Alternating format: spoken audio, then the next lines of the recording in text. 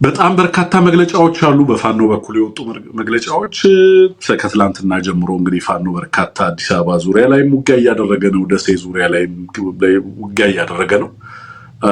አዲስ ፕሬሲደንት ነው አይደለም። ከዚህ በፊት እንግዲህ ደሴ ዙሪያ ላይ የማጥቃት እንቅስቃሴዎች በተለይ ደግሞ በገጠር የደሴ ገጠራማ አካባቢዎች ላይ ነበር። አሁን ላይ ግን በጣም የተጠናከረ ጥቃት ነው እየተደረገ ያለው እዛ አካባቢ ላይ። ወደ አዲስ አበባን በተለያየ አካባቢዎች ላይ እንደዚሁ የማጥቃት እንቅስቃሴዎች እየተጠናከሩ ነው ያሉት። እንግዲህ በጣም ጠንከር ያለ ነገር እየመጣ እንዳለ ማሳያ ነው አድርገን የምንወስደው። ከዚህ ጋር ተያይዞ በርካታ መግለጫዎች ወጥተዋል። ዛሬ አርበኛ ዘመነም እንደዚሁ ያስተላለፈው መልእክት አለ። እሱንም ወደ እናንተ እናደርሳለን። እና አብይ አህመድ ጥድፊያ ላይ ናቸው። የትላንትና የፍራስትሬሽኑንም ሰምታችኋል። ስድብ ነክ ነገር ሲናገር ነበር የነበረው። ከምን የመነጨ ነው? እሱን እናነሳለን። የአርበኛ ዘመነ ካሴን መልእክት ነው። አርበኛ ዘመነ ካሴ የስነ ምግባር እና የመንፈሳዊነት የጽናት ምክር ያዘለ መልእክት አስተላልፏል። እንግዲህ በምን ስሜት ውስጥ ነው አንዳንድ ጊዜ እንደምትጽፈው አንዳንድን ሐሳብ እንደምታስተላልፍ አታውቅም። የቱ ጋር ሆኖ ይጽፈው ይሆን? እንዲህ ያለው የት ሆኖ ነው? ዛፍ ስር ቁጭ ብሎ ነው? ጫካ ውስጥ ሆኖ ነው? ተራራ ስር ሆኖ ነው? በምን አይነት ሁኔታ ነው? መርዶ ሰምቶ ነው? ድል አድርጎ ነው? አታውቀውም። ገብቷል? ያሉበትን ሁኔታ ስታስበው ነው እንዲህ አይነት ነገር ከምን ይመነጫል የሚል ነገር የሚፈጥርብህና እኔ እሱን እያሰብኩ ነበር።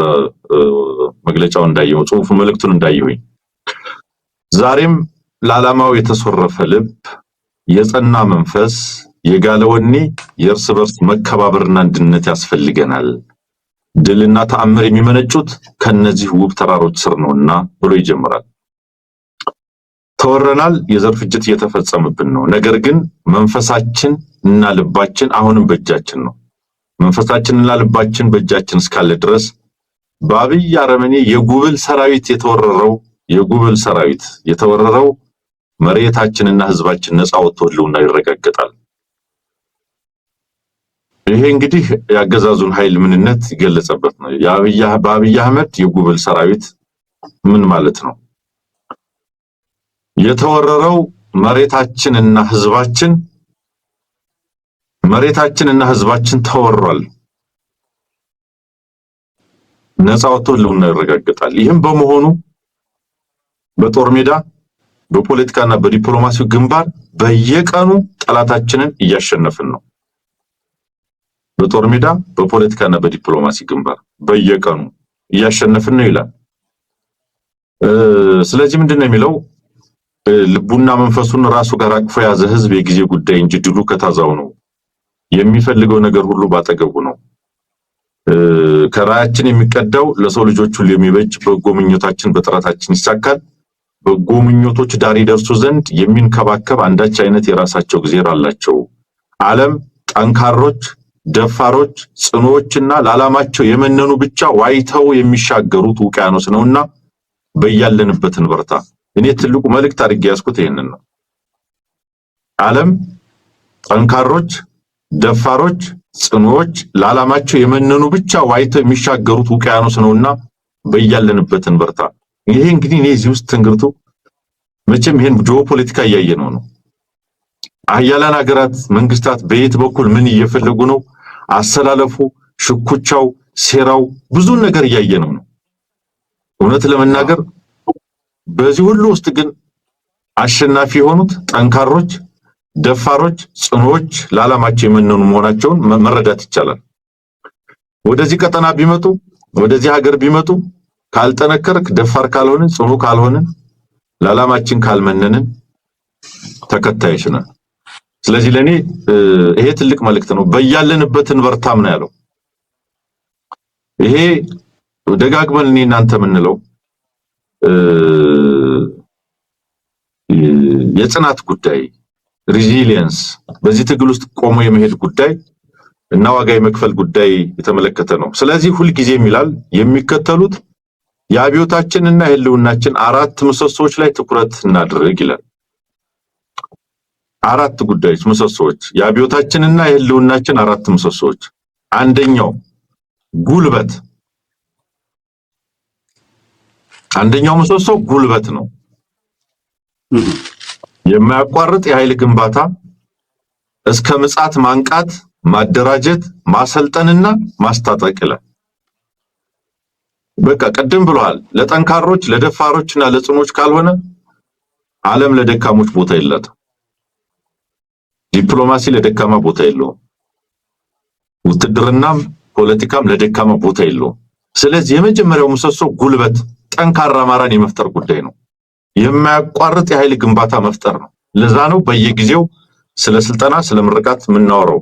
ማደራጀት፣ ማንቃት፣ ማሰልጠን፣ ማስታጠቅ ይሄ አንደኛው ምሰሶ ነው የሚለን። እኔ እናንተን ነበር ደካማነትም ጸብጫሪነት ነው ይላሉ ሐረሪዎች ይልህ ነበር። ደካማው በራሱ ማንም አልፏጅ እንዲተናኮስ በር መክፈት ነው ማለት። ማንም እየተነሳ አማራን የሚገድልበት መናቅ እኮ ነው። ደካማ ስለሆነ እኮ ነው ማለት። በምን ድፍረት አማራን መንካት ዋጋ የሚያስከፍል ያልሆነው በዚህ ሀገር ላይ ለምንድን ነው? አማራን መንካት ዋጋ የሚያስከፍል የማይሆነው ለምንድን? አየህ፣ ኃይል ግንባታችን፣ ማንቃታችን፣ ማደራጀት ላይ ማሰልጠን ላይ መታጠቅ ላይ ስለደከምን ነው። ምንም ጥያቄ። እነዚህ ጠላቶቻችን ደግሞ መጡና ጭራሽ ትጥቅ አስፈትተው ያልቁሱ ተዋቸው ስፍት ስጧቸው የሚሉ አይነት ሆኑ። ከዛ እንደፈለጉ ያንጠለጥሉናል፣ ከፋን እንደፈለጉ ያስሩናል፣ ከፋን እንደፈለጉ ይገድሉናል። ማን ናቸውና? አማራ ምን ስለሆነ ለዚህ ተዳረገ? ንቀት እኮ ነው። አንድ ጊዜ የሆነ ብሔረሰብ ስሙን አልጠራም እንትኖችም ገደሏችሁ ብሎ አንድ ልጅ እንደ መሳቅም እንደ መቀለድም ሲያደርግ አስታውሳለሁ። ምናልባትም 50 ሺህም 100 ሺህም የማይሞሉ ብሔረሰቦች ናቸው ሰሙየር። ደግሞ እነሱም ገደሏችሁ ጨፈጨፋችሁ አልቀሱ አለኝ። አየህ፣ ማን የሆነን አሜሪካዊ ይነካል? ማን የሆነን እስራኤላዊ ይደፍራል? መከበር ከጉልበት ስለሆነ፣ ስለዚህ እኔ በዛ ደረጃ ነው የምረዳው። መከበር በጉልበት ነው። ጉልበት ያስፈልገናል። መደራጀት ነው ጉልበት። ደግሞ ፉከራ አይደለም፣ መፈክር አይደለም። ጉልበት መደራጀት ነው፣ ማንቃት ነው፣ መሰልጠን ነው፣ መታጠቅ ነው። ሌላ ምን አለው? ልክ ነው። ይሄ የመጀመሪያው ጉዳይ ነው። ሁለተኛው ዕውቀት ነው የሚለው። ዕውቀት የትግላችን የአብዮታችን ምሰሶ ነው። በየደቂቃው ዕውቀትን መሻት፣ አዲስ ነገር ለመገንዘብ መጓጓት፣ የማያቋርጥና የማይረካ የዕውቀት ረሃብ፣ ዓለምን በልኩ መረዳት፣ ተፈጥሮን መረዳት፣ ትሁት ስልጣኔ መገንባት፣ በሰዎች ለሰዎች የሆነ ጨዋና ትሁት ስልጣኔ መገንባት። ይሄ ቀላል ነገር አይደለም።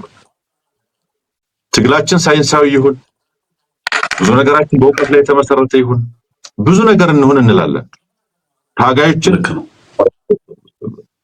በተለይ ታጋዮች ስለ ታጋዮቻችን እኮ ስናወራ መቼ አንድ መጽሐፍ የሚያነቡበት ትንፋሽ አገኙ እንላለን። 2 ዓመት ሙሉ እየተሯሯጡ ነው። ድሮን ነው ህልውናቸውን ለማትረፍ ነው የሚሮጡት። ከአንዱ ጫካ አንዱ ገደል አንዱ ተራራ ላይ ነው የሚሮጡት። ተቀምጠህ ከተማ ተቀምጠን ባለፈው 6 ወር ስንት መጽሐፍ አነበብን? እውነት እንተዛዘብ ከተባለ ያለ ዕውቀት ደግሞ ምንም ነገር አይሰራም።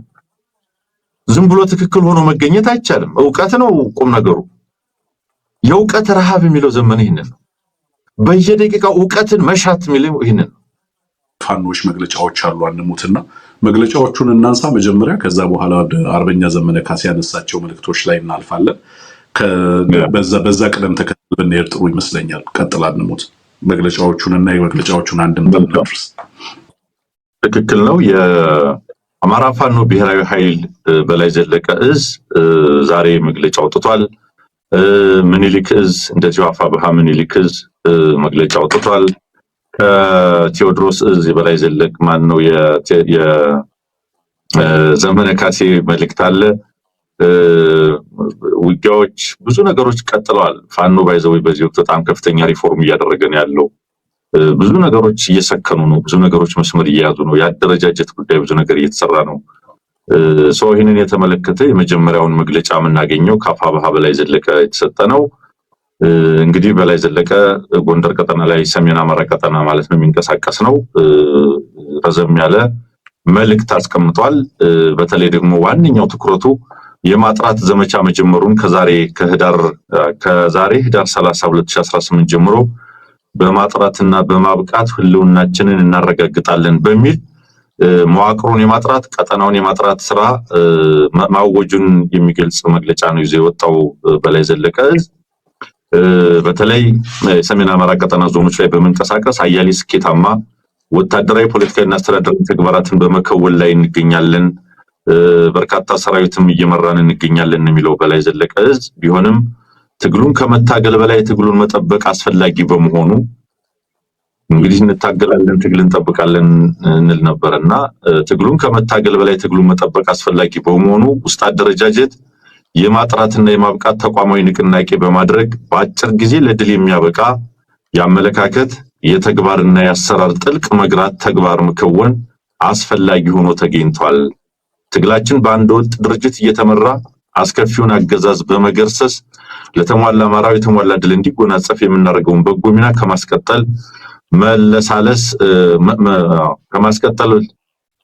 መሳ ለመሳ ከድህረ አብይ አህመድ መገርሰስ በኋላ የምትጸናውን ሀገር የሚበይንና የሚረከብ ሁለንተናዊ ዝግጅት አስፈላጊ መሆኑን በማመን ብርቱ ስራዎችን በአፋጣኝ መከወን እንዳለብን እንረዳለን ነው የሚለው በላይ ዘለቀ።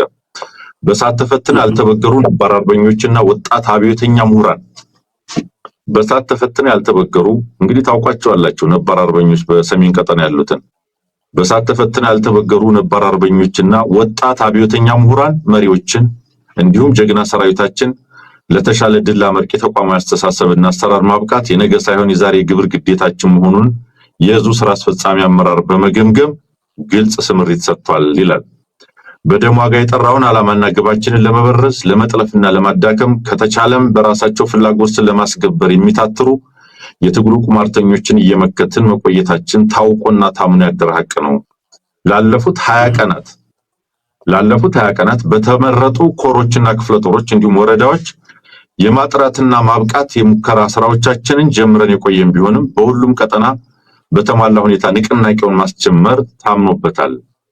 ስለሆነም ከዛሬ ህዳር 30 2018 ዓ.ም ጀምሮ በማጥራትና በማብቃት ህልውናችንን እናረጋግጣለን በሚል መሪ ቃል ለሚቀጥሉት 45 ቀናት ውስጥ አደረጃጀታዊ ንቅናቄ በይፋ መጀመራችንን እያበሰርን በማጥራትና ማብቃት ተልዕኳችን የሚከተሉት አንኳር ተግባሮች የሚከናወኑ መሆኑን በመረዳት ህዝባችንና ሰራዊታችን ያላሰለሰ ድጋፍ እንዲያደርግ ጥሪ እናስተላልፋለን ብሏል። እንግዲህ ብልጽግና ሰሞኑን ያሰማራቸውን ሰርጎ ገቦች እየሰበሰበ ፋኖ ፈረሰ የሚል ፕሮፓጋንዳ እየነዛ ነው ያለው። ግን የማጥራት ስራዎች ያስፈልጉናል። በተለይም ደግሞ ላለፉት 20 ቀናት ሞክረነው ውጤታማ የሆነ ለቀጣይ 45 ቀናት የምንቀጥልበት ስራ ታውጇል ነው ያለው በላይ ዘለቀ ሰሜን አማራ ቀጠና ማለት ነው። ስለዚህ ምንድነው የሚለው ተግባሮቹ?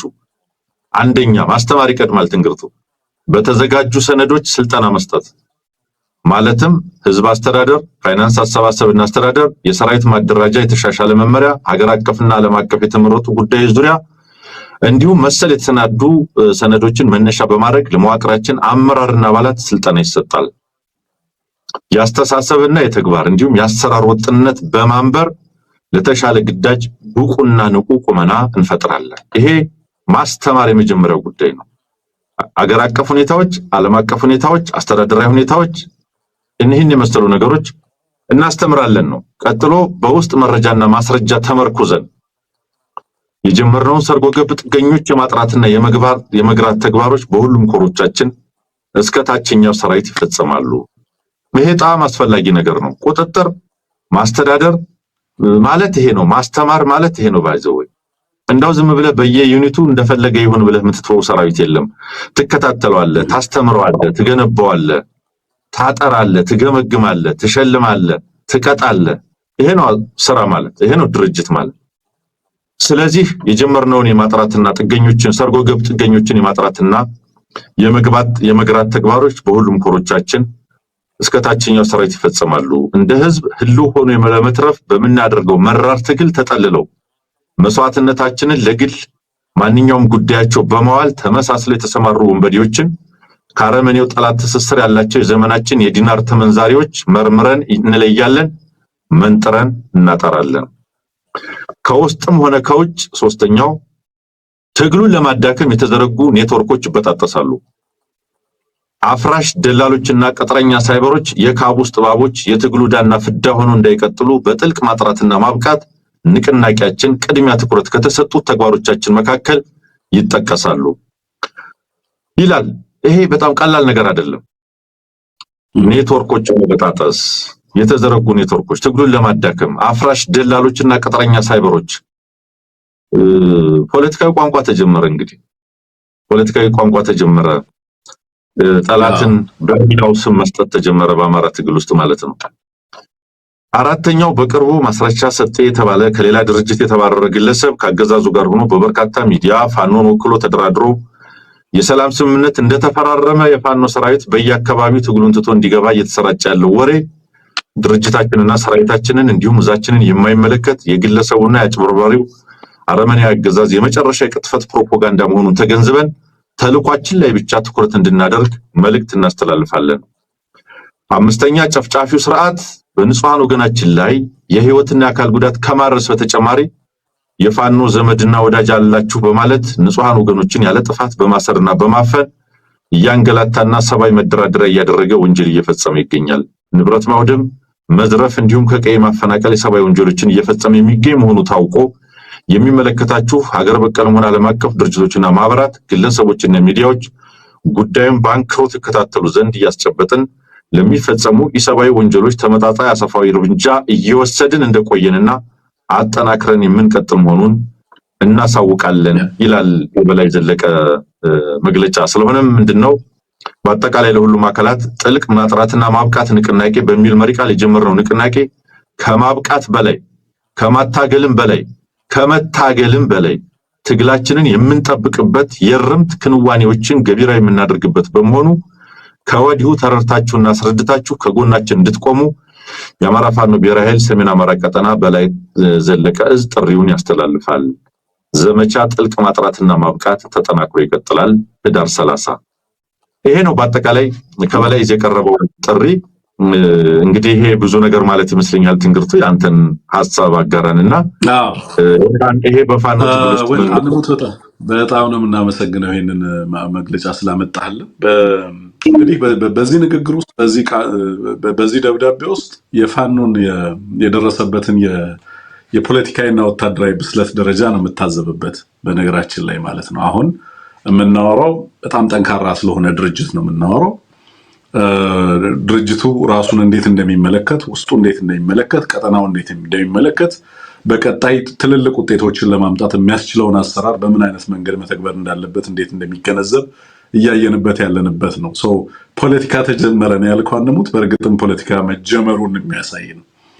ሰሞኑን የሚወጡ መግለጫዎችንም የመግለጫ ይዘቶችንም ማቹሪቲያቸውን ዝም ብለህ ስትመለከት በ2 እና በ3 ዓመት የተመጣበት የእድገት ደረጃ ምን ያህል ሰፊ እንደሆነ ትገነዘባለህ። በነገራችን ላይ ከማቹሪቲ ባለፈ መንገድ ዛሬ ከአማራ ጋር መቆም ፖለቲካዊ ብስለት እየሆነ የመጣበት ነው። በቀጠናው ላይም በሀገር ውስጥም ባለው ኃይል አስተላለፍ ከአማራ ትግል ጋር መቆም እና እንዴት ራሳችንን ከዚህ ትግል ጋር አላይን እናደርጋለን ማለት እየተለመደ የመጣበት ነው። በዚህ ልክ የፖለቲካ ማዕከልና የፖለቲካ ሴንተርነትን ሚና እየተጫወተ ነው ያለው ይሄ የፋኖ ትግልና በተለይ በሰሜን አማራ በዚህ በበላይ እዝ እየተደረገ ያለው ሪፎርም ይበል የሚያሰኝ ነው። አንሙት በነገራችን ላይ በጣም በበርካታ ቦታዎች ላይ ተመሳሳይ ሪፎርሞች እየተሰሩ ነው ያሉት።